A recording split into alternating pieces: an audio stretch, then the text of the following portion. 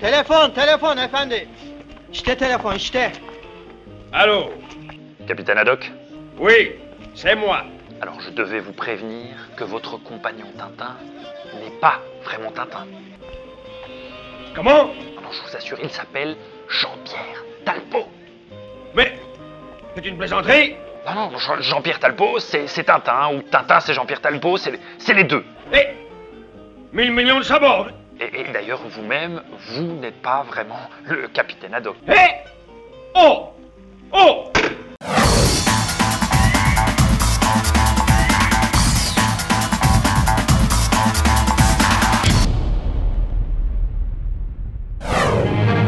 Oui, c'est bien lui, Tintin.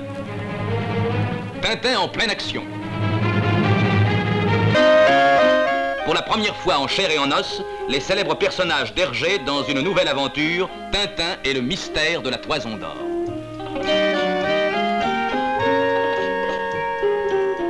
Talbot serait la seule personne à avoir incarné Tintin au cinéma. Aujourd'hui, il reste aux yeux de beaucoup de jeunes et de moins jeunes l'incarnation du célèbre reporter. Je m'appelle Océane, j'ai 22 ans et je suis une grande fan de Tintin et donc de vos films Tintin, Toison d'Or et Orange Bleu, que j'ai vu et revu des dizaines de fois depuis mon enfance. Vous êtes et resterez pour moi le seul et unique Tintin sur grand écran. Voilà. Yes. Que de bons souvenirs. Pour Océane, avec toute mon amitié. Et je signe évidemment Tintin parce qu'on me demande Tintin. Et par respect pour Hergé, Jean-Pierre Talbot. Voilà. Alors là, il faut encore en faire d'autres. Hein. Oh, quel beau petit gamin. Rien ne prédestinait ce jeune homme de 17 ans à se retrouver un jour sous les feux des projecteurs. Et pourtant, un jour d'été sur la plage d'Ostende, une rencontre va changer sa vie. Jamais au préalable, on avait dit que je ressemblais à Tintin. Jamais. J'avais un job d'étudiant, donc moniteur de sport sur la plage à Ostende. Chantal Rivière m'aborde. Connaissez-vous Tintin? Ben oui, je connais Tintin. Alors on va tourner un film. Oh, quelle bonne idée! Alors on cherche un jeune homme. Ah bon, je me dis, elle va me demander, connaissez-vous quelqu'un qui pourrait, vous en tant que jeune qui contactez beaucoup de jeunes? Mais alors elle me dit, mais non, vous ressemblez à Tintin, est-ce que vous accepteriez? Moi, ressembler à Tintin? Ben, je veux bien accepter, mais il faut que mes parents acceptent aussi. Bref, je n'y croyais vraiment pas. Et quand je suis rentré le soir chez ma grand-mère, j'en ai même pas fait mention. Par la suite, elle est revenue, je vais donner mon adresse. On a fait une photo sur la digue à Ostende, envoyée chez le producteur et nous voici donc le 1er septembre, rentrée scolaire. Je reçois un télégramme, un courrier. Jean-Pierre, on vous attend à Paris pour un bout d'essai. Waouh, génial! Au moins, j'étais sûr que ce ne serait pas moi, hein. Mais je vais vivre une aventure, ça m'amusait. Et on m'emmène à Boulogne-Billancourt, un studio de cinéma très impressionnant. On tournait La Princesse de Clèves avec Jean Marais, Marina Vladi. Et je regarde, impressionné. Je voyais une trentaine de personnes. Tout est noir et il y a un nid de lumière. Et je dis, voilà, je regarde. Qu'est-ce qui va se passer? Voilà, coupé. Ah non, non, non, laissez tourner. Ah oui, Jean-Pierre, on me pousse devant la caméra. La caméra tourne, fais ce que tu veux. Sapristi, que faire?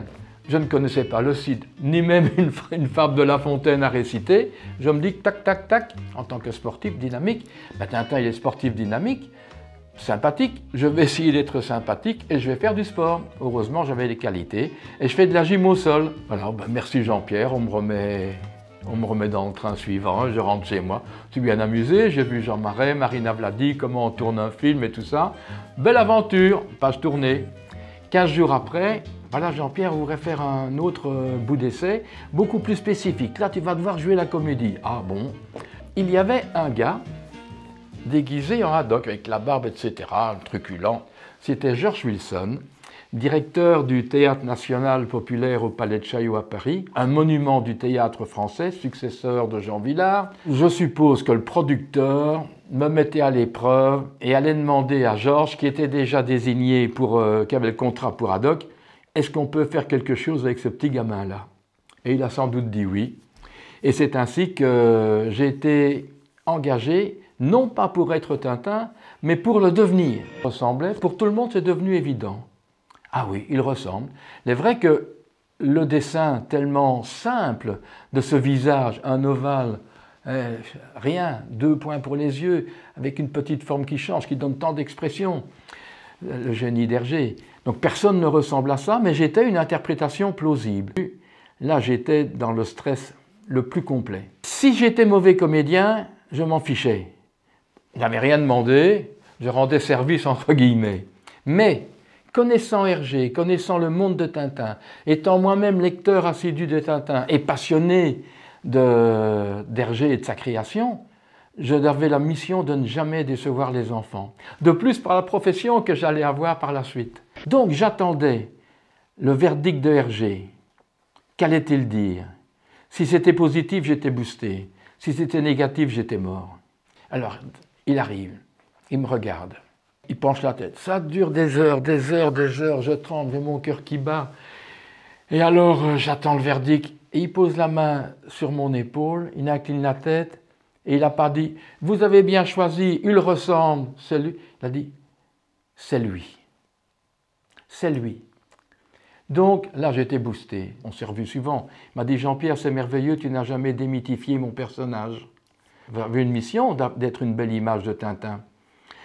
Et alors, Paris Match arrive, on m'habille en Tintin et on va dans la rue Mouffetard à Paris.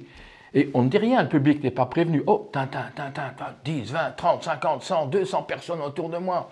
Et Paris Match, tic, tic, tic, il avait bien du plaisir. Et moi, je me demandais ce qui m'arrivait. Et on me demande des autographes.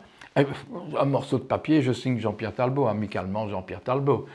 Non, non, Tintin, ben, c'est pas Tintin, je regarde Hergé. Mais oui, Jean-Pierre, tu dois. Donc il m'a invité, là c'est la plus belle reconnaissance, il m'a invité et autorisé et invité à signer Tintin. Hergé, qu'est-ce qu'il a fait? Il a créé quelque chose de formidable. Hein. Quand j'avais 5-6 ans, je découvrais le monde par les albums de Tintin. Il n'y avait pas de télévision, la presse, on ne la regardait pas. Et j'ai découvert qu'il y avait des Indiens en Amérique, des buildings en Amérique, qu'il y avait des glaciers au Tibet, qu'il y avait la culture Inca. On découvrait le monde grâce aux albums de Tintin. Et en plus, il y avait de l'aventure, et en plus des vraies valeurs humaines défendues, et en plus de l'humour. C'est une merveille. La descente de la tour. J'arrive, enfin je vais pouvoir être Tintin. Puis qu'est-ce que je vois? 2 gars là, habillés en Tintin. Mais oui Jean-Pierre, tu vois, les assurances, c'est trop dangereux, tu peux pas faire ça. Je dis, mais si, moi je veux le faire, j'ai tout fait jusque maintenant, les bagarres, tout. Je vais absolument descendre la tour. Finalement, ils acceptent. Et Jean-Pierre Talbot reprendra son rôle 3 ans plus tard avec Tintin et les Oranges Bleues. Les Oranges Bleues se passent en Espagne, dans la région de Valence, la région des oranges, voilà.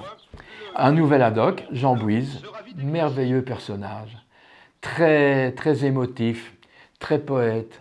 Un poète? Oui, un poète. Le ciel bleu, les oranges bleues. Si donc, quand je pense vraiment, le véritable Haddock, celui, il avait la poésie de Jean Bouise et le sens de la grandeur et de la truculence de George Wilson.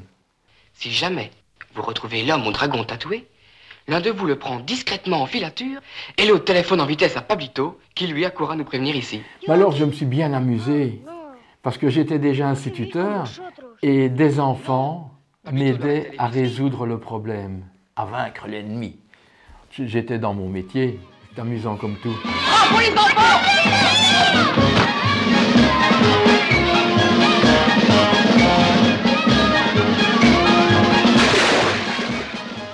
Un 3e film était initialement prévu et ne verra jamais le jour. Jean-Pierre Talbot ne se laissera pas séduire par les sirènes du 7e art et se consacrera à sa première passion, l'enseignement, en tant qu'instituteur, puis directeur.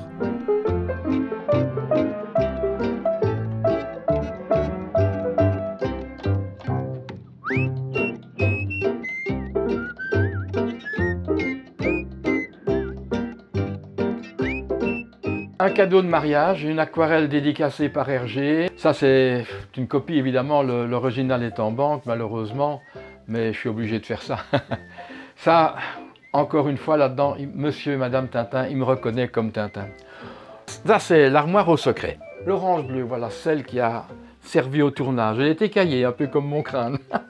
La fameuse mèche de Tintin, voilà, j'ai ramené cette mèche, c'est une relique ça. La barre de la Toison d'Or, et alors, hein?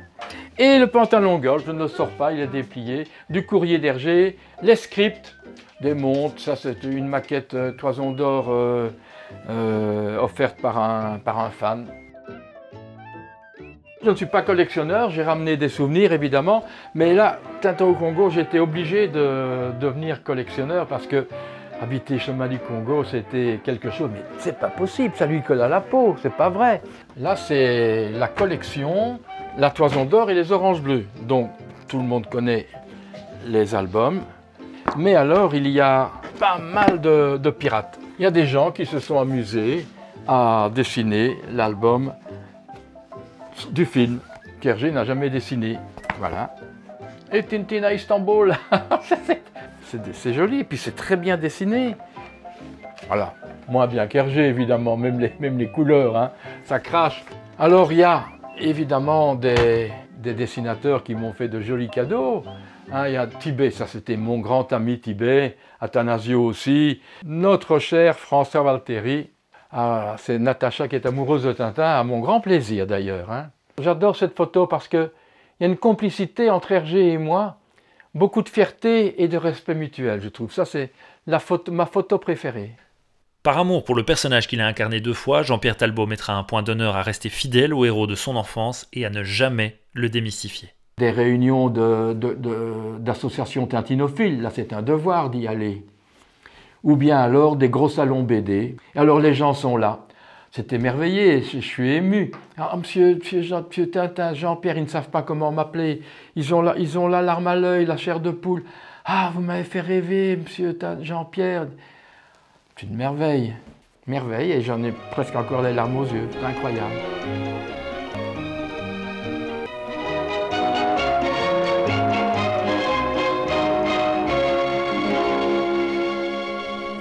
Bon, regardez, capitaine, notre vieille amie Bianca Castafiore. Oh, décidément, c'est la journée des catastrophes. C'est peut-être votre seul salut. Attention, Tintin, ça glisse. Je l'avais prévenu. Bon, de toute façon, nous allons laisser Jean-Pierre Talbot, je veux dire Tintin, à ses aventures. Puis moi, franchement, je préfère rester à bonne distance de la Castafiore. Donc l'émission est terminée. Comme d'habitude, vous nous retrouvez sur les réseaux sociaux. Ah non, pitié. Non, faites-moi exploser. Franchement, je préfère. Faites-moi exploser.